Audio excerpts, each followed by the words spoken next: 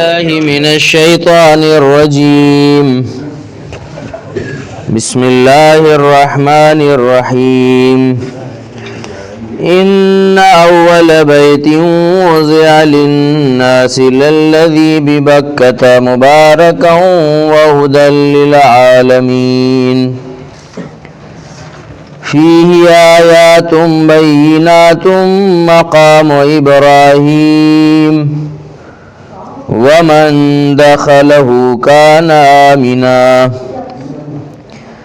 ولله على الناس حج البيت من استطاع إليه سبيلا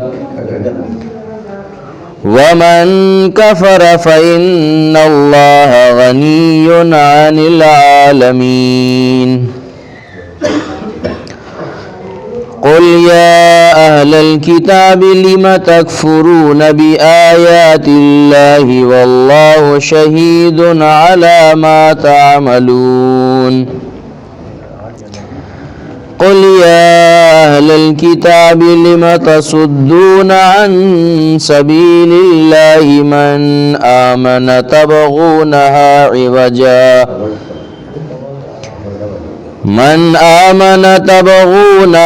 عوجا وأنتم شهداء وما الله بغافل عما تعملون. يا أيها الذين آمنوا إن تطيعوا فريقا من الذين أوتوا الكتاب يردوكم بعد إيمانكم كافرين وكيف تكفرون وأنتم تتلى عليكم آيات الله وفيكم رسوله ومن يعتصم بالله فقد هدي إلى صراط مستقيم. يا أيها الذين آمنوا اتقوا الله حق تقاته ولا تموتن إلا وأنتم مسلمون واعتصموا بحبل الله جميعا ولا تفرقوا واذكروا نعمة الله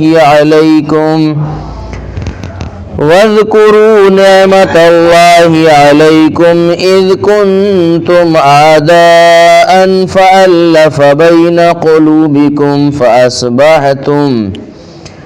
فأصبحتم بنعمته إخوانا وكنتم على شفا حفرة من النار فأنقذكم منها كذلك يبين الله لكم آياته لعلكم تهتدون. صدق الله العلي العظيم. اللهم صل على محمد.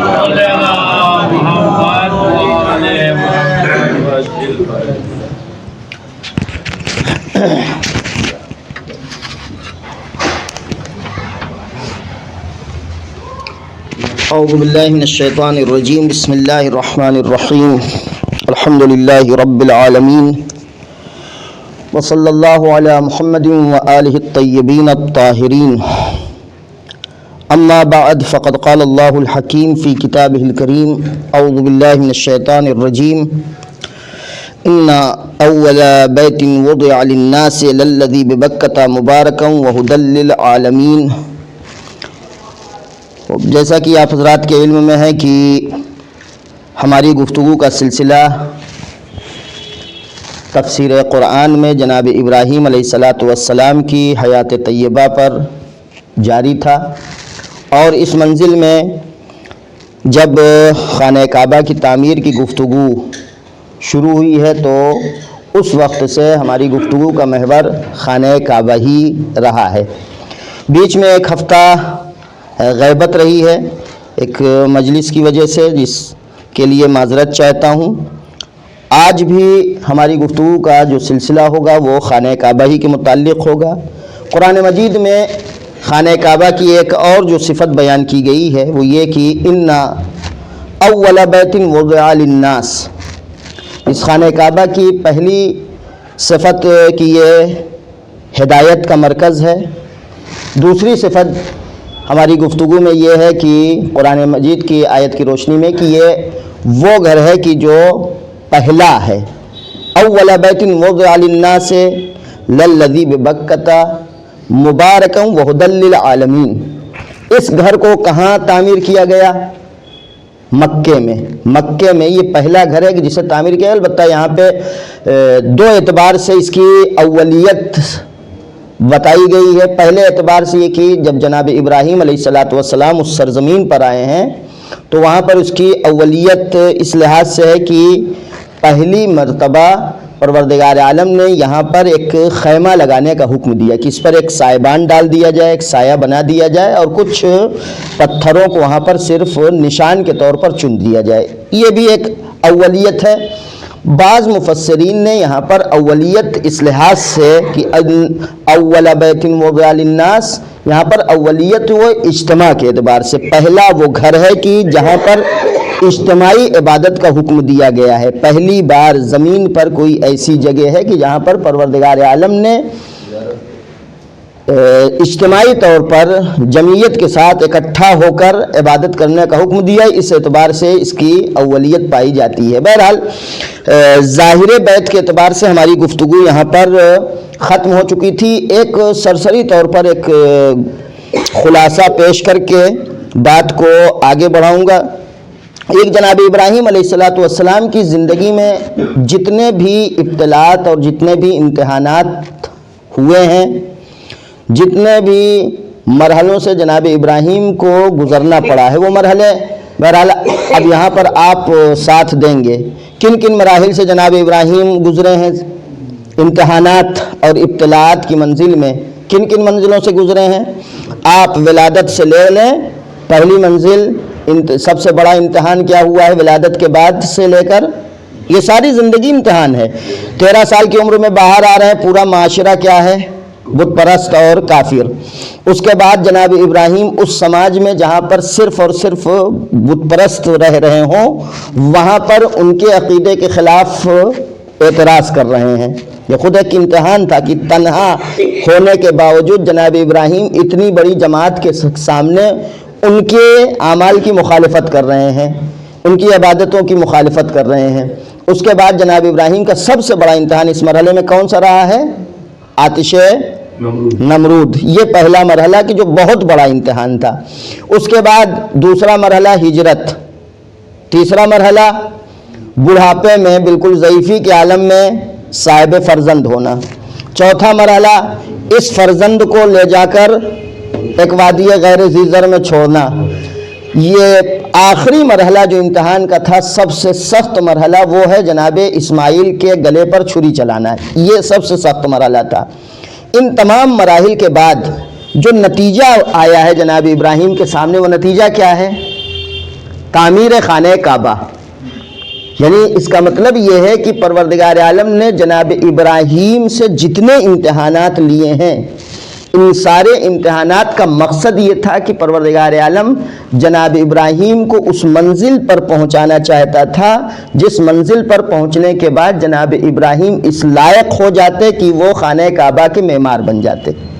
جتنے امتحانات گزرے ہیں، ان سارے امتحانات کا ایک ہی مقصد تھا، جناب ابراہیم اس لائق ہو جائیں کہ ان کے ہاتھوں سے خانہ کعبہ تعمیر کرایا جا سکے۔ جتنے امتحانات آپ جناب ابراہیم کی زندگی میں دیکھ رہے ہیں، یہ سارے امتحان کا اثر اور ان سارے امتحان کا ثمر جو ہے وہ وہی معمار خانہ کعبہ ہونا یہاں پر ہے۔ اب جب جناب ابراہیم علیہ السلام، کیوں پروردگار عالم یہ چاہتا ہے خانہ کعبہ کا جو معمار ہو، خانہ کعبہ کا معمار وہ اس بلندی پر فائز ہو چکا ہو، ایسے مقام پر فائز ہو چکا ہو کہ وہ خانہ کعبہ کا معمار ہو سکے؟ کیوں؟ اس لیے کہ یہ خانہ کعبہ جو ہے ہمیں اور آپ کو واقعی توحید اور حقیقی توحید تک پہنچانے کا ذریعہ ہے یہ خانہ کعبہ۔ اب جب خانہ کعبہ ہمیں توحید، خالص توحید تک پہنچانے کا ذریعہ ہے تو یقیناً اس کے معمار کو، اس کے بانی کو بھی، جو بنا رہا ہے، جو اس کی بنیاد رکھ رہا ہے، اسے بھی ایسا ہونا چاہیے کہ جس کے یہاں واقعی توحید پائی جاتی ہو، جس کے یہاں خالص توحید پائی جاتی ہو۔ واقعی موحد ہی اس کی بنا رکھ سکتا ہے، جو واقعی خدا پرست ہوگا اور واقعی موحد ہوگا، اس کے علاوہ کوئی دوسرا اس کی بنا نہیں رکھ سکتا۔ لہذا جناب ابراہیم نے اپنے تمام امتحانات کو جب سر کیا ہے، سارے امتحانات میں کامیاب ہو گئے، تب اس لائق ہوئے کہ پروردگار عالم انہیں حکم دے رہا ہے کہ ابراہیم اب آپ جو ہے اس گھر کی تعمیر کیجئے۔ لہذا یہ خانہ کعبہ کی طرف جو ہمارا سفر ہوتا ہے، یہ سفر ہمارے لیے خود سازی کا ایک بہت اہم ذریعہ ہے۔ ہم اگر چاہتے ہیں خود سازی کرنا، اپنے کو کمال کی منزل کی طرف لے جانا اگر ہم چاہتے ہیں، تو سفر حج جو ہے یہ خود ایک بہت ہی اہم ترین مرحلہ ہے اپنے لیے، اپنے کو کمال تک پہنچانے کا۔ لیکن یہ یاد رکھیے گا کہ حج کو جناب ابراہیم اور اسماعیل کی زندگی کو ہٹا کر حج کو نہیں سمجھا جا سکتا، اس لیے کہ حج کے تمام اعمال، تمام ارکان، اگر آپ جناب ابراہیم اور جناب اسماعیل کو اس حج سے الگ کر دیں، حج سے الگ کرنے کے بعد جناب ابراہیم یہ خود حج کا سفر جو ہے اور وہاں پہ حج کے لیے اعمال جو بتائے گئے ہیں، یہ سارے اعمال ایک معمہ ہو جائیں گے۔ اس لیے جتنے اعمال بتائے گئے، آپ اگر ایک ایک عمل میں غور کریں اور وہاں سے آپ کو پوچھا جائے، وہاں پر آپ کو یہ پوچھا جائے، آپ سے سوال کیا جائے کہ پروردگار عالم نے یہاں پر یہ عمل کیوں قرار دیا ہے، اگر آپ جناب ابراہیم کی زندگی کو حج سے الگ کر دیں تو آپ حج کا مقصد ہی نہیں سمجھ سکتے، آپ کو حج سمجھ ہی نہیں آئے گا کہ حج کو پروردگار عالم نے کیوں فرض کیا ہے۔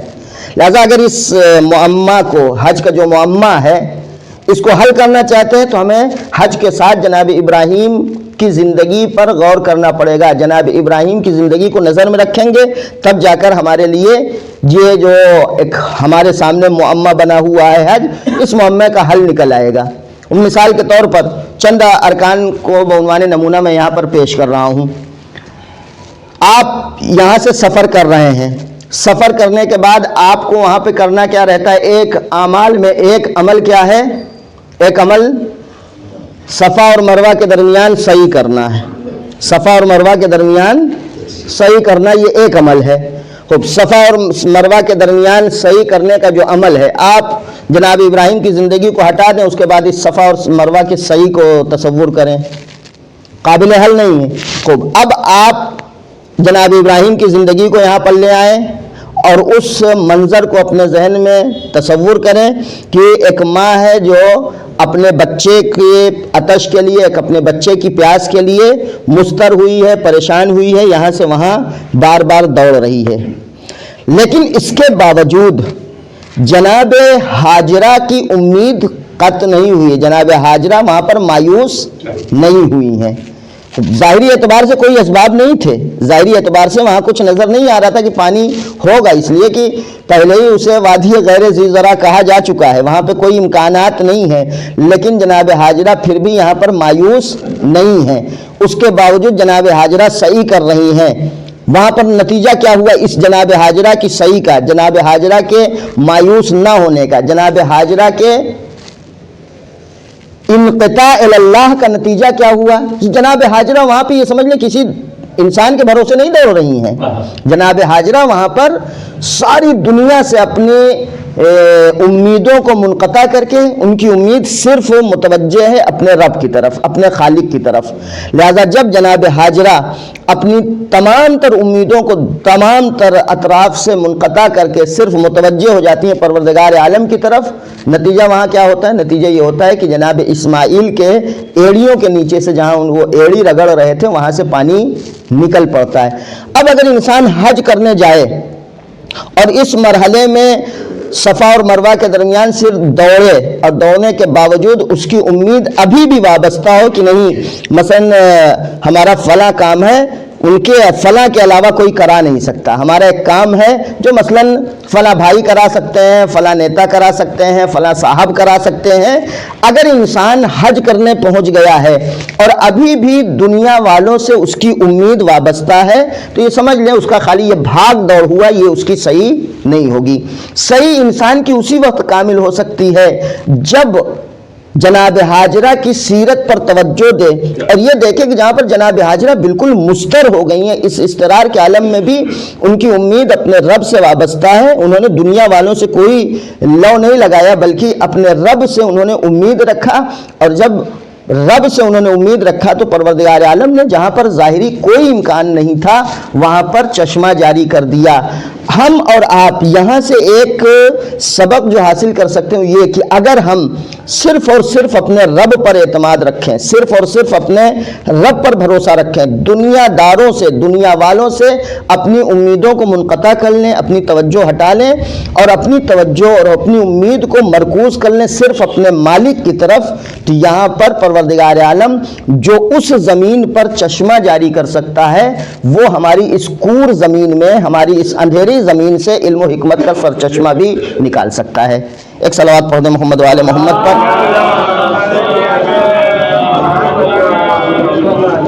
یا اسی اعمال میں آپ دوسرے مثال لے لیں، جانور کا ذبح کرنا. جانور کا ذبح کرنا کون سی بہت بڑی اہمیت کا حامل ہے، جانور کا قربان کرنا. جانور کیا بہت قیمتی ہوا کرتا ہے. جو حج کرنے جا رہا ہے آج کے زمانے میں ہمارے سمجھ سے 4 لاکھ کے اوپر خرچ ہو رہا ہے. جو آدمی 4 لاکھ، 4.5 لاکھ، 5 لاکھ خرچ کر سکتا ہے اس کے لیے 12-15 ہزار کا بھیڑ اور 12-15 ہزار کا بکرا کاٹنا کون سا بہت بڑا کام ہے؟ بہت بڑا کام نہیں ہے اس کے لیے. اس کی کوئی اہمیت نہیں ہے. یہ باہمیت کہاں بنتا ہے؟ یہ جانور کا ذبح کرنا با اہمیت کا حامل اس وقت ہوتا ہے جب جانور کا ذبح کرنا در حقیقت ایک نماد ہو، ایک ظہور ہو کہ انسان اپنے اولاد کے گلے پر چھری چلا رہا ہے. اولاد کے گلے پر چھری چلا رہا ہے. چونکہ جناب ابراہیم نے اپنے اولاد ہی کے، اپنے بیٹے کے گلے پر چھری چلانا چاہا تھا. یہاں پر اولاد در حقیقت ایک اشارہ ہے لگاؤ کا، وابستگی کا. انسان کو سب سے زیادہ وابستگی جو ہوتی ہے، سب سے زیادہ لگاؤ اپنے اولاد سے ہوتا ہے. لہٰذا اگر انسان وہاں پر جا کے 1 نہیں 10 جانوروں کو قربان کر دے اور اس کی توجہ اور اس کے اندر ہمیشہ ابھی بھی دنیا داری پائی جا رہی ہو، دنیا سے بے تعلقی پیدا نہ ہو، تو یہ جانور قربان کرنا اس کا بے مطلب ہوگا. وہ زمین پر صرف ایک خون بہانا ہوا، بے ارزش ہوگا، اس کی کوئی قیمت نہیں ہوگی. یہ اس کی قیمت اس وقت ہوگی جب اس کے ذہن میں اس جانور کے قربان کرنے کے ساتھ ساتھ دنیا کے سارے تعلقات اور دنیا کے سارے لگاؤ کو بھی اس جانور کے ساتھ ذبح کر دے. لہٰذا یہ ایک مرحلہ، جب تک انسان حج کی واقعیت پر غور نہیں کرے گا، جب تک انسان حج کی حقیقت پر غور نہیں کرے گا، تب تک ایک حج کی صورت ہوگی، واقعی حج نہیں ہو سکتا ہے. واقعی حج اسی وقت ہوگا جب انسان ان اعمال کی حقیقت پر غور کرے گا. یا مثلاً خود خانہ کعبہ یہ کیا ہے؟ جناب ابراہیم، خود وجود جناب ابراہیم کی ایک تجلی ہے خانہ کعبہ. جناب ابراہیم کا وجود اگر آپ دیکھیں، جناب ابراہیم کا وجود توحید کا مرکز ہے. جناب ابراہیم کی زندگی میں آپ کوئی ایسا مرحلہ دکھا دیں جہاں جناب ابراہیم ایک لمحے کے لیے، ایک ذرہ جناب ابراہیم اس مرکز توحید سے ہٹے ہوں. کہیں پہ کوئی لمحہ، کوئی مرحلہ جناب ابراہیم کی زندگی میں نہیں ہے جہاں پہ جناب ابراہیم کے لیے آپ یہ کہہ سکیں کہ جناب ابراہیم مرکز توحید سے ذرا سا نعوذ باللہ منحرف ہو گئے. نہیں، جناب ابراہیم مجسم توحید ہیں، مجسم توحید ہیں جناب ابراہیم. خب جناب ابراہیم کی اس ہستی کا ایک نماد ہے خانہ کعبہ. جو خانہ کعبہ کیا ہے؟ اس حقیقت جناب ابراہیم کی وضاحت کر رہا ہے ہمارے سامنے کہ یہ وجود جو آپ ابراہیم کی شکل میں دیکھ رہے ہیں اس کا ایک نماد جو ہے یہ خانہ کعبہ، ایک ظہور خانہ کعبہ ہے جو اشارہ کر رہا ہے ان کی حقیقت اور ان کی ہستی کی طرف. جیسا کہ مثلا آپ نے جناب خضر اور جناب موسیٰ علیہ السلام کی داستان میں سنا ہوگا. جب جناب موسیٰ ہمراہ ہوئے تو پہلے ہی وعدہ وعید ہو گیا کہ دیکھو ہم جو کریں بولنا نہیں. جناب موسیٰ 3 مرحلے پیش آئے، تینوں مرحلوں میں جناب موسیٰ علیہ السلام سے رہا نہیں گیا، اعتراض کر دیا اور آخرکار جناب خضر سے جدائی ہوگی. البتہ یہاں پہ بھی اختلاف ہے، اس اختلاف سے بحث نہیں ابھی کہ جناب خضر تھے کہ جناب الیاس ہیں. بہرحال یہ ایک خود اپنی جگہ تفسیر میں بحث ہے. ابھی فی الحال مشہور روایات کے اعتبار سے جناب خضر ہی ہیں، لہٰذا انہی کی گفتگو ہم کرتے ہیں. جناب خضر نے جب ان واقعات اور ان داستانوں کی حقیقت کو بیان کیا جناب موسیٰ مطمئن ہو گئے. یہ تو واقعہ کا ظاہر تھا، لیکن یہ واقعہ جو پیش آیا 3 مرحلوں میں، جناب رسول خدا صلی اللہ علیہ وآلہ وسلم فرماتے ہیں کہ خدا رحمت کرے موسیٰ پر، اگر موسیٰ صبر کر لیتے، خاموش رہتے، تو خضر ان کی زندگی کے نہ جانے کتنی تجلیوں کو اور دکھاتے. ابھی یہ واقعہ جو 3 مرحلوں میں پیش آیا، ایک جگہ کشتی میں سوراخ کرنے کا، ایک جگہ ایک لڑکے کو مار دینے کا، ایک جگہ ایک گرتی ہوئی دیوار کو صحیح کر دینے کا، یہ 3 مرحلہ، یہ پیغمبر فرماتے ہیں کہ یہ در حقیقت جناب موسیٰ علیہ السلام کی زندگی کے کچھ حالات تھے جو سامنے آئے تھے. اگر جناب موسیٰ وہاں خاموش رہتے تو اس طرح کے نہ جانے کتنے حالات جناب موسیٰ کی زندگی کے تھے جو وہاں پر ان واقعات کی شکل میں نمود کرتے، ظاہر ہوتے وہاں پر. لہذا ایک اشارہ میں کر کے گزر رہا ہوں، باقی حوالہ دے رہا ہوں. انشاءاللہ جب جناب موسیٰ علیہ السلام کی گفتگو ہوگی تو وہاں پر تفصیل سے اس موضوع پر بات کی جائے گی. یہ کہ جناب موسیٰ علیہ السلام کے ساتھ یہ واقعہ کیوں پیش آیا کہ جناب موسیٰ نبی ہوتے ہوئے، نبی ہو چکے ہیں جناب موسیٰ، ایسا نہیں کہ اس واقعے کے بعد نبوت کے لیے انتخاب کیے گئے ہیں. جناب موسیٰ علیہ السلام اس استاد کے حوالے کیوں ہوئے؟ اس لیے کہ جناب موسیٰ کو ایک دن یہ خیال پیدا ہو گیا تھا صرف کہ ہم سے زیادہ اس کون جانتا ہے، ہم سے زیادہ علم کس کے پاس ہے؟ پروردگار نے کہا پھر دکھا دیتے ہیں کس کے پاس ہے. لہذا یہ جناب موسیٰ علیہ السلام کی زندگی کے کچھ ان کی جو واقعیت تھی وہ ان واقعات کی. جناب ابراہیم علیہ السلام کی جو زندگی ہے، ان کی زندگی کی ایک واقعیت ہے خانہ کعبہ کی شکل، کہ ہم خانہ کعبہ کو دیکھ کے جناب ابراہیم کی زندگی کو سمجھ سکتے ہیں. خانہ کعبہ جس طریقے سے ہماری ہدایت کرتا ہے توحید کی طرف، اسی طریقے سے جناب ابراہیم کا وجود یہ محض توحید ہے، جو جن کی زندگی ہمیں اور آپ کو توحید کی طرف رہنمائی کرتی. اب اس کے بعد جناب ابراہیم علیہ السلام کی یہاں پر دعا ہے، لیکن دعا سے پہلے ایک مرحلہ ہے کہ انسان اگر اس منزل پر خانہ کعبہ کی حقیقت سمجھ جائے تو یہ جو شوق پیدا ہوتا ہے انسان کے دل میں خانہ کعبہ کی زیارت کا، یہ شوق مزید جو ہے وہ قوی ہو جائے گا.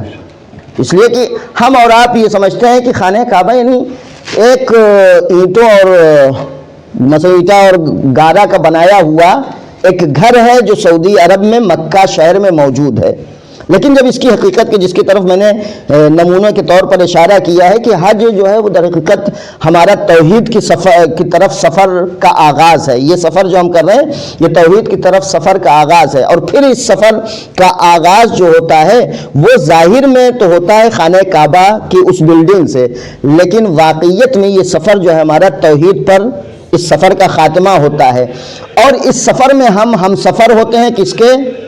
جناب ابراہیم کے. لیکن کب؟ جناب ابراہیم جب رہے ہیں تب. جناب ابراہیم جب ہیں تب ہم جناب ابراہیم کے ہم سفر ہیں. لہذا چونکہ جناب ابراہیم کیا ہیں؟ جناب ابراہیم ان منزلوں توحید کی منزلوں سے گزر چکے ہیں، لہذا یہی انسان ہمیں کہاں پہنچا سکتا ہے؟ توحید تک پہنچا سکتا ہے. جناب ابراہیم دنیا سے رخصت ہو گئے ہیں، اب جناب ابراہیم کے بعد جو آ رہے ہیں وہ در حقیقت اس سفر میں ہمارے رہنما ہوں گے. اور آج کے زمانے میں ہمارے اس سفر کے رہنما کون ہیں؟ وارث ابراہیم حضرت امام زمانہ عجل اللہ تعالی فرجہ الشریف. چونکہ شاید میں نے اس بات کا تذکرہ نہیں کیا تھا کہ جب جناب ابراہیم علیہ السلام نے حج کا سلسلہ شروع کیا ہے تو ایسا نہیں کہ جناب ابراہیم اس وقت سے مکہ میں رہنے لگے تھے. مکہ میں پھر بھی جناب ابراہیم کا قیام نہیں تھا. ہمیشہ حج کے موقع پر جناب ابراہیم شامات سے مکہ آ جاتے تھے، اور اس حج کرنے کے بعد جو طواف اور یہ سارے احکام تھے اس کے بعد لوگ جناب ابراہیم علیہ السلام کے پاس آتے تھے. یعنی یہ پروردگار عالم نے یہ چاہا ہی نہیں کہ آپ کو وہاں صرف ظاہرداری میں گرفتار کر کے رکھے کہ آپ جائیں دوڑ کے چلے آئیں دو پہاڑیوں کے درمیان، آپ جائیں خانہ کعبہ کا 7 چکر لگا کے چلے آئیں، یا مثلاً آپ جائیں وہاں پر قربانی کر کے چلے آئیں. ان صرف ظاہر میں پروردگار عالم نے آپ کو اسیر نہیں کیا ہے، بلکہ پروردگار عالم اس ظاہر سے ایک حقیقت کی طرف آپ کو رہنمائی کرنا چاہتا تھا. لہذا حج کے بعد کا سب سے اہم حکم یہ تھا کہ جناب جناب ابراہیم ان اعمال حج کو انجام دینے کے بعد عرفات میں جناب ابراہیم علیہ السلام سے ملاقات کرتے تھے لوگ. جناب ابراہیم بھی شامات سے ہر سال آ جاتے تھے. لہذا اب جو جناب ابراہیم کی جگہ آیا ہے، جو خانہ کعبہ کا مالک بن چکا ہے، اب آج کے زمانے میں وہی ہے کہ جو ہمارا اس سفر میں رہنما ہوگا. اگر ہم یہ سفر کرنا چاہتے ہیں کہ جس کا انجام اور جس کی انتہا، جس کا مقصد توحید ہے، اس سفر کو ہم بغیر امام زمانہ عجل اللہ تعالی فرجہ الشریف کے انجام نہیں دے سکتے.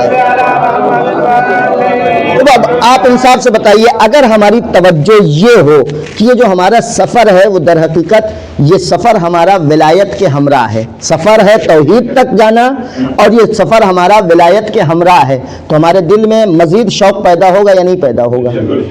یہ شوق جو پیدا ہو رہا ہے، یہ شوق کا پیدا ہونا، یہ خود جو ہے وہ اس کے لیے پروردگار عالم نے جناب ابراہیم کو حکم دیا کہ اے ابراہیم وَأَذِّن فِي النَّاسِ بِالْحَجِّ يَأْتُوكَ رِجَالًا وَعَلَى كُلِّ ضَامِرٍ. جناب ابراہیم کو حکم ہوا، سورہ حج کی آیت نمبر 27 ہے. اے ابراہیم آپ جو ہے لوگوں میں دعوت دیجئے، اذان کہیے، حج کی دعوت دیجئے، بلائیے لوگوں کو. جناب ابراہیم نے کہا خدایا ہماری آواز سنے گا کون؟ اس وقت یعنی ظاہری اعتبار سے اس زمانے میں کوئی امکان تھا ہی نہیں، نہ لاؤڈ اسپیکر، نہ سوشل میڈیا، نہ انٹرنیٹ، کچھ نہیں تھا. لہذا جناب ابراہیم نے کہا یہ آواز سنے گا کون؟ پروردگار کہہ رہا ہے بلاؤ. جب بلاؤ گے تمہاری آواز پر لوگ پیدل بھی آئیں گے، جانوروں پہ بھی سوار ہو کے آئیں گے، ہر گوشے اور کنارے سے، دنیا کے ہر کونے کونے سے تمہارے پاس لوگ آئیں گے. کہاں آئیں گے؟ یاتوکا. یہ نہیں کہا کہ خانہ کعبہ کے پاس آئیں گے. اس لفظ پہ غور کرنے کی جگہ ہے، قرآن میں جا کے آپ اس کو دیکھیے گا. یہ یاتوکا، یہ لفظ ہے یاتوکا. خوب کہاں آئیں گے؟ آپ کے پاس آئیں گے.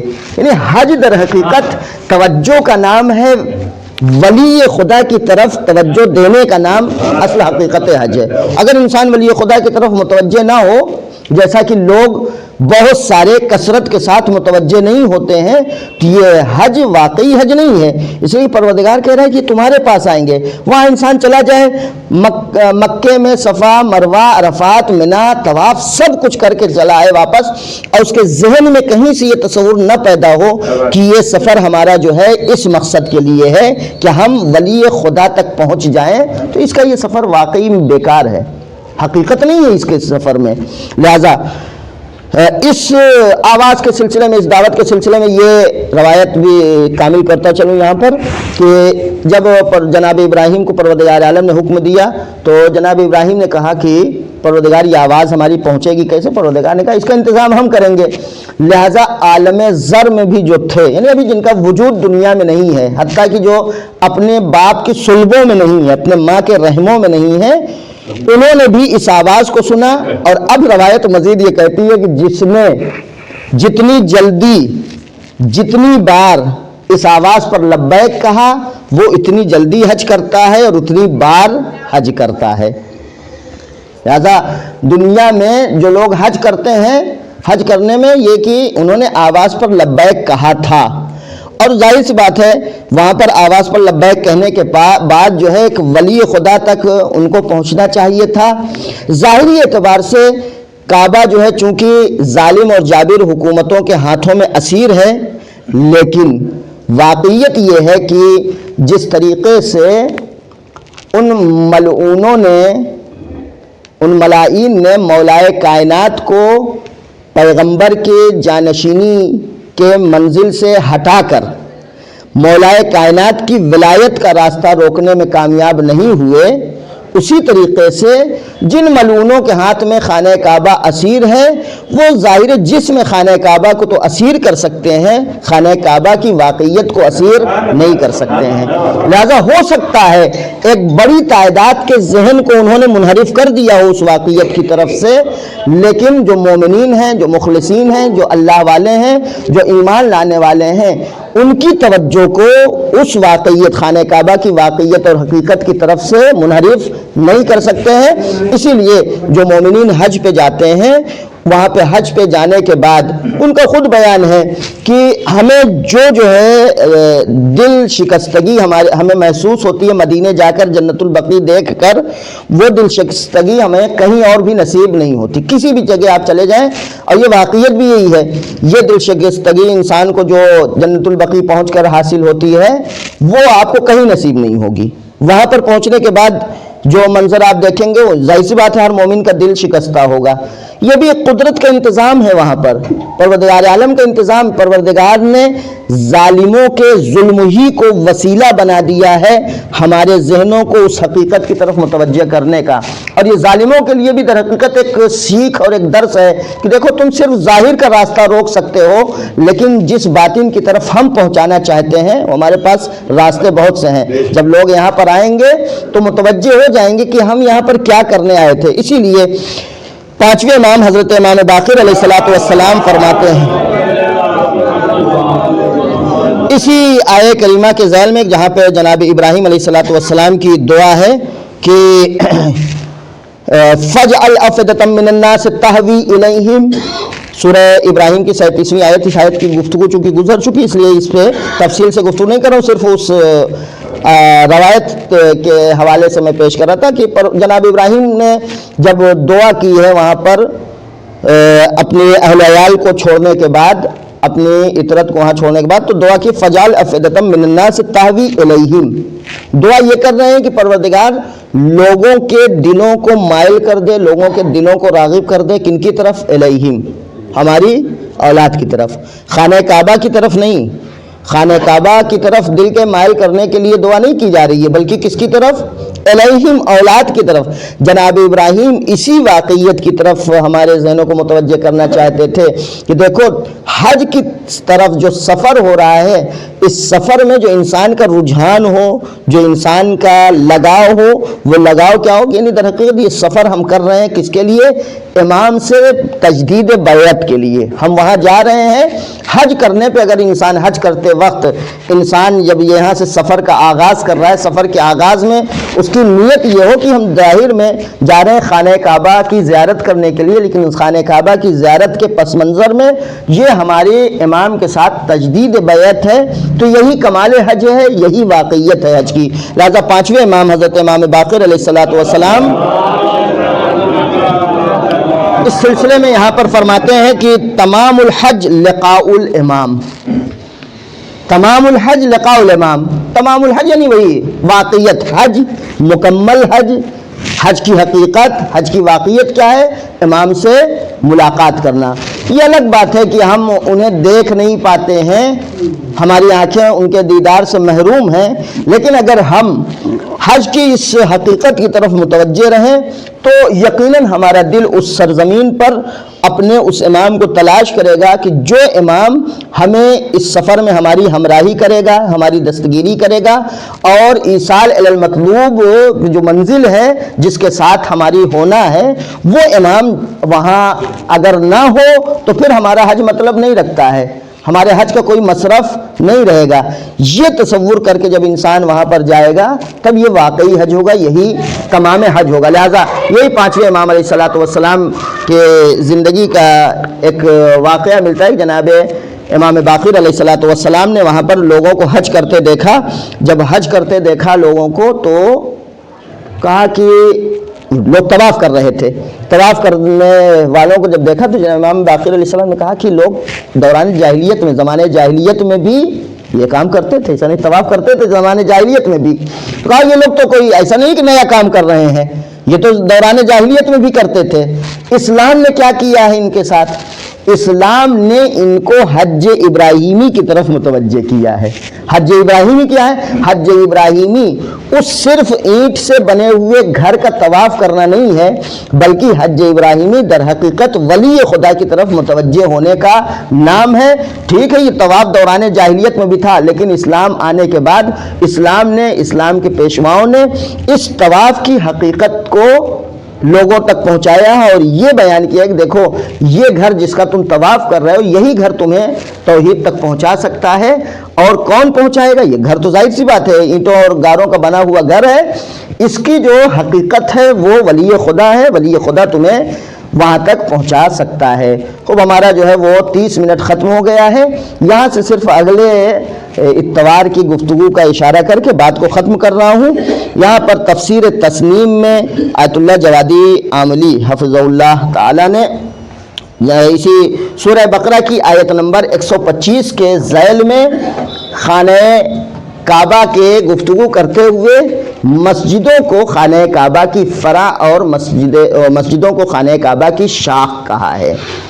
اب یہ انشاءاللہ گفتگو ہوگی کہ مسجدیں خانہ کعبہ کی شاخ کیسے ہیں، مسجدیں خانہ کعبہ کی فرع کیسے ہیں، اور کس صورت میں مسجد کا واقعی مقصد پورا ہو سکتا ہے۔ ورنہ یہ بھی مسجد بھی یہی اینٹ اور بالو، جیسے ہمارا گھر بنا ہوا ہے ویسے ہی مسجد بھی اگر بن جاتی ہے اور اس کا وہ ہدف پورا نہیں ہو رہا ہے جو ہدف خانہ کعبہ کا ہے، تو پھر ایسی صورت میں مسجد بھی در حقیقت وہی ہمارے گھر کی طرح اینٹ اور گاروں سے بنا ہوا ایک محل ہے بس۔